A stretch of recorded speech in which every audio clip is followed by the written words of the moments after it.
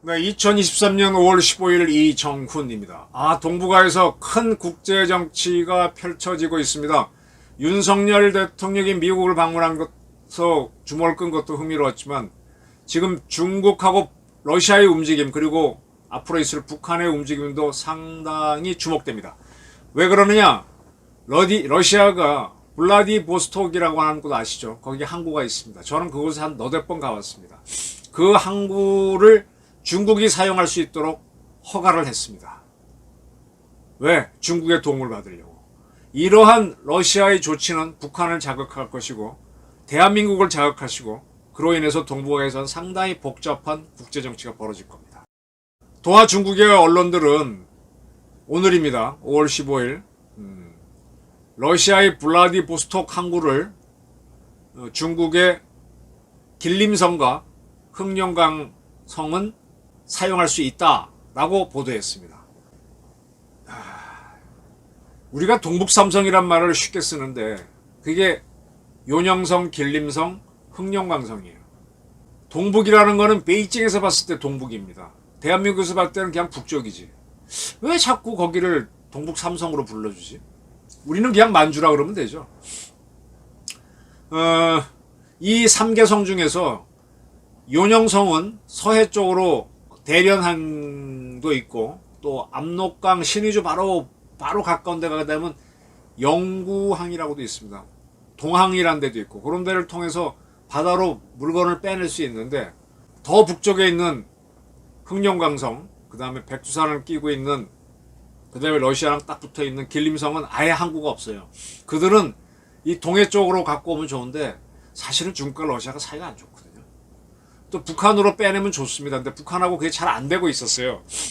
그래서 중국에서 제일 못 사는 데가 이제 길림성하고 흑룡강성인데 그쪽이 발전하려면은 이 항구가 있어야 되는데 이 항구를 쓰려면은 꽤 멀죠. 서울에서 부산이 아니라 신의주에서 부산 가는 거리만큼 차를 달려야만 먼 거리면 그거 따블이 될 수도 있겠다. 흑룡강성 저 북쪽에서는. 그래서 대련항에 가서 물건을 실어 나르고 그랬는데 이 블라디보스톡을 이용할 수 있게 되면은 굉장히 거리가 줄어들죠. 우리나라는 관세청을 중국은 해관청소라 그럽니다. 5월 4일 중국 해관청소는 홈페이지에는 2023년 제44호 공고라는 그 제목을 붙인 데서 길림성 국내 무역 화물의 국경 간 운송 업무 범위에 그 길림성에서 성 안에 있는 무역업체들이 화물을 국경 간 그러니까 다른 나라로 보내거나 다른 나라에서 받거나 하는 그런 업무는 러시아 블라디보스톡 항구를 경유항구로 신규 충유한다. 그러니까 이제 길림성 무역업체들이 이용할 수 있는 항구 중에 하나로 블라디보스톡을 추가한다라고 밝혔습니다. 이렇게 되면 이제 그쪽 지역 경제가 좀 발전할 수 있죠. 이게 상당히 그 동북 그 길림성 흑룡강성의 요망사항이었어요. 제가 블라디보스톡을 여러 차례 갔었다 그랬죠.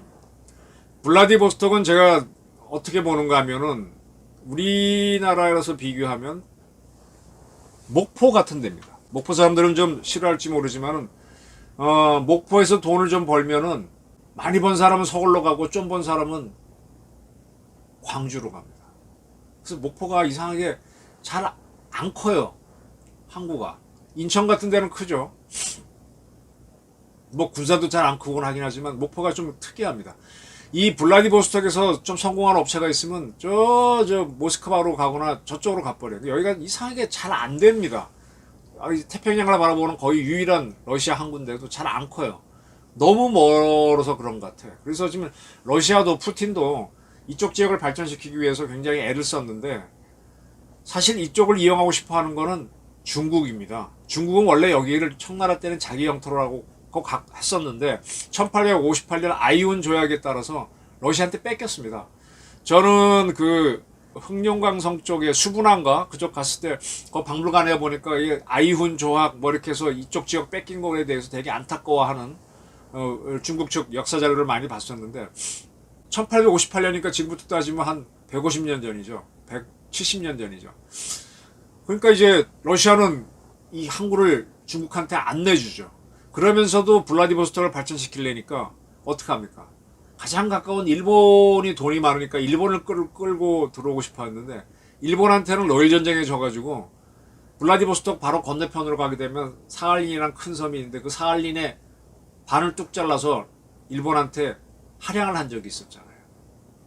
그리고 2차 대전 때 끝나기 직전에 소련은 원래부터 일본 영토인 홋카이도 북쪽의 4개 섬을 무단으로 점령해서 지금까지 그냥 갖고 있잖아요. 그래서 러시아하고 일본 관계가 매우 안 좋습니다. 그러니까 일본이 투자 안 하지. 그래서 어디를 두드렸는가 하면은 대한민국을 두드렸습니다. 어떻게 두드렸느냐? 최재형 씨라고, 그러니까 뭐라 그럴까, 우리가 막 처음 합방되고 할 무렵, 정민년에 1907년에 대한제국 군대를 해산합니다. 그때 독립운동을 했던 사람들이 러시아 땅, 이제 블라디보스톡 부근, 그때는 이제 해삼이, 한자는 해삼이라고 많이 썼는데, 거기에 새로운 한국인촌, 신한촌을 만들어서 최재형 씨가 이제 그 리더가 했고, 그 조직 내에서 상당히 용감했던 청년이 나와갖고 이토 히로부미를 죽이게 되는 거죠. 그러한 최재형 씨 조직을 띄워가지고, 그래서 저도 그 독립운동 걸 보러 그쪽도 갔었고, 그리고 이제 그 블라디보스톡에서 그 앞에 섬에 가게 되면은 꽤 큰 섬인데, 그게 극동대학인가 그래요. 파이스턴 유니버시티인가? 뭐 우리 저 부산에 가게 되면 섬에 있는 대학이 해양대학이죠. 우리 해양대학은 작은 섬에 있지만 굉장히 큰 섬에 있습니다. 뭐 그런 개념으로 거기 가서 세미나도 하고 했는데, 어쨌든 한국이 제일 만만하죠. 일본은 안 되고 중국은 안 되고 하니까 한국 투자를 끌어들이려고 많이 애를 썼습니다. 한국도 갈라 그랬죠. 문재인 정권이 특히 많이 노력했지. 다른 정권도 다 했는데 그러려면 이 문제가 북한이 문제가 돼요. 근데 북한이 이제 열어주지 않았고, 그래서 지금까지 아무것도 된 게 없습니다. 한때는 에이펙인가를 갖다가 푸틴이 블라디보스톡 그 대학에서 열기도 하고 그랬었습니다. 그리고 이제 지지 끌었고, 그 다음에 또 하나 한 20년은 된 건데, 제가 UNDP라고 하는 조직에 있던 한국인 분하고 아주 오랜 전에 인터뷰한 적이 있어요. 그때 그분이 했던 게 두만강 개발 사업이라는 겁니다.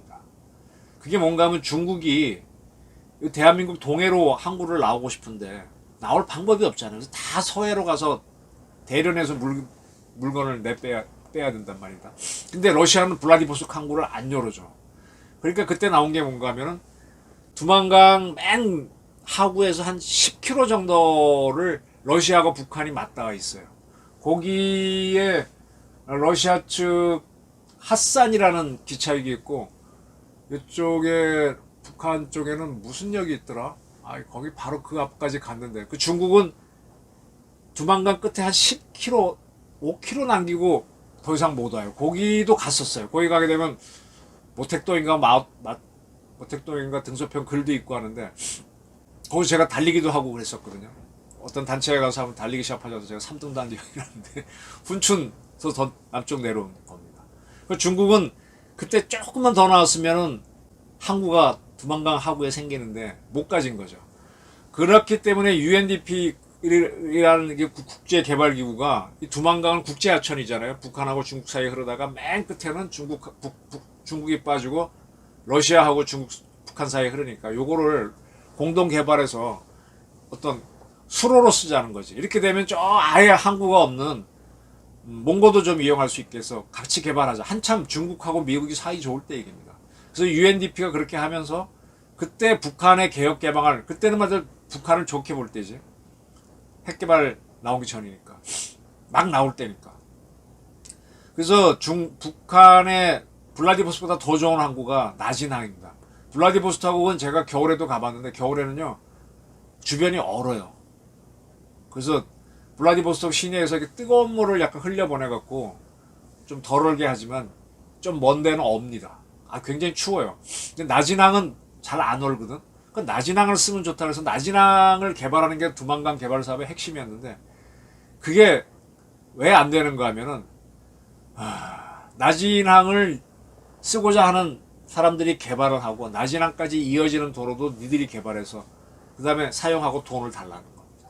그래서 지금까지 안 된 거예요. 블라디보스톡도 마찬가지야. 그 한때 삼보에서도 그렇고 한보에서도 그렇고 현대에서도 관심이 있었고 러시아 가스전이 굉장히 관심이 있었는데 러시아에 가스가 많습니다. 근데 그거를 일본도 갖고 오려고 했는데 러시아의 주장은 니들이 파이프라인을 끌어가지고 가져가라는 건데 파이프라인 만들려면 도로를 다 뚫어야 되거든. 도로 비용 니들이 다 해서 가져가라는 거야. 그러면 수익이 안 남죠. 그거 잘 안 되는 겁니다. 그래서 러시아가 그렇게 블라디보스토크 개발하려고 해도 안 됐는데 그러면서도 중국한테는 항구를 일부러 안 줬었어요. 근데 이번에 자 써라 하고 딱 준 겁니다. 이렇게 되면은 어떻게 되냐? 중국은 이익이죠. 그러면서 이제 러시아한테 혜택을 받으면 뭔가 줘야 돼요. 지금 미국에서는 굉장히 유심히 보는 것 같은데 이렇게 항구를 준 대가로 중국이 무기를 러시아에 제공할 거냐 안 할 거냐 이게 국제정책으로 제일 관심사항입니다. 이 문제에 대해서 사실은 시진핑이 지난 3월 달에 우리 윤 대통령이 일본 갔을 때 시진핑은 모스크바 가서 푸틴을 만났었어요. 그리고 한 달이 안 돼갖고 중국의 새로운 국방장관 이상복, 중국말로는 리쌍푸구나. 리상복이가 모스크바 가가지고 러시아 푸틴도 만나고 러시아 국방장관도 만나고 그랬습니다. 그래서 이게 왜 만났나? 중국이 무기 제공해 주는 거 아니냐? 그래서 미국도 상당히 바짝 긴장을 쓰고 있는데 그에 대해서 토니 블링컨 미국 국무부 장관은 시진핑이 러시아에 갔을 때 아직 3월 달이죠. 그때까지는 중국이 무기를 제공하지 않고 있다. 중국이 만약에 그걸 한다면은 아마 우리는 물론이고 동맹국들도 예민하게 대응할 것이다 라고 얘기했었습니다. 그러면서 그 동맹국 중에 누구라고 얘기 안 했지만은 미국의 언론들은 일본과 한국도 포함된다 이렇게 보도했습니다. 요 무렵쯤에 요런 보도가 있고 나서 얼마 안 있다가 윤석열 대통령이 미국 로이터와의 인터뷰에서 미국 가기 전에 그랬죠. 무기를 제공할 수도 있다라는 투로 이야기를 했었죠. 우크라이나에. 무슨 말인지 아시겠습니까?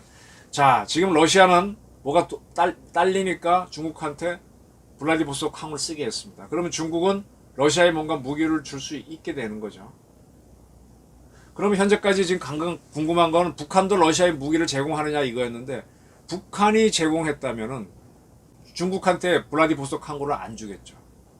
이제 블라디보스토크 항구를 내줬기 때문에 북한이 이제 갑질을 못하게 됩니다. 북한이 뭔가 움직일 겁니다. 북한까지 움직이고 중국이 러시아에 무기를 제공한다면 아마 윤석열 대통령도 우크라이나에 대한 무기 제공을 결정할 겁니다. 그렇게 되면 동북아가 확 뜨거워집니다. 유럽은 지금 한참 뜨겁고요. 국제 정치가 요동을 칩니다. 이거는 지금부터 100년 전에 조금 더 전에 1893년 전에 청일전쟁이 붙습니다. 그때 청나라가 지죠. 일본한테. 그래서 일본이 지금 대련이 포함된 그쪽 지역을 자기 영토로 할양을 받기로 했어요. 그리고 대만도 할양 받습니다. 두 군데를 할양 받기로 확정 지었습니다. 그런데 갑자기 러시아가 뛰어들어가고 그거 안 돼. 그때 이제 독일하고 프랑스도 같이 안 돼. 그러니까 일본이 겁먹고 대만만 자기네 영토로 확보하고 대련 쪽 요동반도는 포기합니다. 그게 그 유명한 역사에서 삼국 간섭입니다. 이게 1895년쯤에 있었을 겁니다. 그래놓고 러시아가 그 대련항 쪽을 자기네가 할양받는 게 아니라 조차를 받아요. 몇십 년 동안 빌려서 자기네가 쓰는 거죠. 저는 그쪽 지역에 가봤는데 거기 가게 되면은 그때 중러 우호탑이 있어요. 그걸 기념하는 탑이 중소 우호탑이 있습니다. 그래서 그걸 운영하고 있다가 그 다음에 이제 한 10년이 지나서 러시아하고 일본이 러일 전쟁을 합니다. 그때 일본 육군은 뭘 하느냐? 바로 그 요동반도에 있는 러시아군을 때리는 겁니다. 그거 했던 일본 육군 사령관인 노기 마레스케고, 노기 마레스케가 거기 가게 되면은 마지막 전투를 되게 이 사람이 전쟁을 못했습니다. 그의 친구가 일본 본토에서 가갖고 도와줘서 이기게 되는데 어떻게 이기느냐? 그때까지는 이 포라는 걸 끌고 산으로 올라간다는 생각을 못했어요. 근데 그 친구는 거기 가게 되면 203m 고지가 있습니다.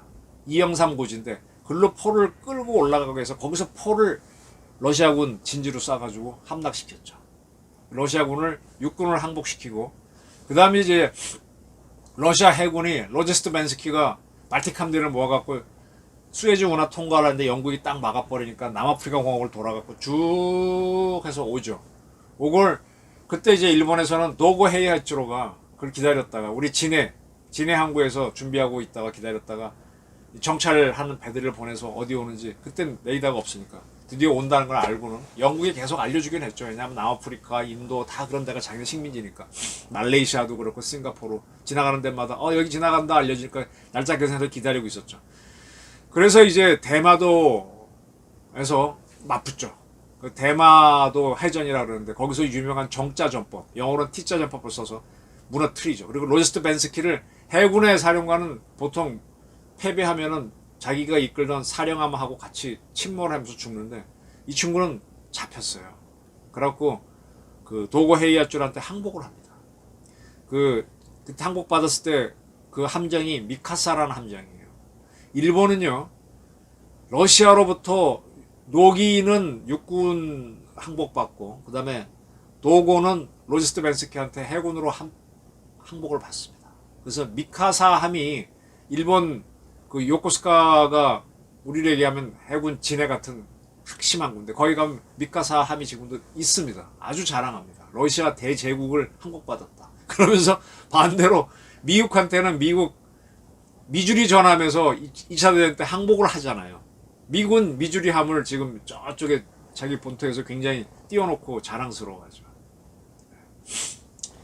그렇게 요동치는 국제정치가 지금 재현되고 있는 겁니다. 유럽에서는 이미 열전이 벌어지고 있고 여기서도 뭐가 타닥하게 되면은 미중, 미러, 일러, 남북, 한중 어디서 어떻게 튈지 모릅니다. 우크라이나 사태가 이제 푸틴이 이제 밀릴 겁니다. 지금 뭐 미국이 통제를 하고 있잖아요. 러시아를 때릴 수 있는 미사일을 안 주고 러시아가 쏘는 미사일을 막을 수 있는 패트리어트만 주고 있잖아요. 그러니까 처음엔 젤렌스키가 달라고 하다 요즘은 가만히 있더라고요. 그럼 대신에 자기네가 빼앗긴 영토만 찾겠다. 그 무기는 달라 그러는데 우크라이나도 독이 오르면 어떻게 될지 모르죠. 그리고 지금 푸틴은 별 치사한 짓을 당하는 게 자기네 그 전쟁 기념일날 그 크렘린 위에서 무슨 무인기 들어왔다고 생쇼. 그래놓고 막상 전승일 퍼레이드 때는 탱크 하나 달랑 내보내고 겁을 먹은 건지 쇼를 하는 건지 영 나라꼴이 아닙니다.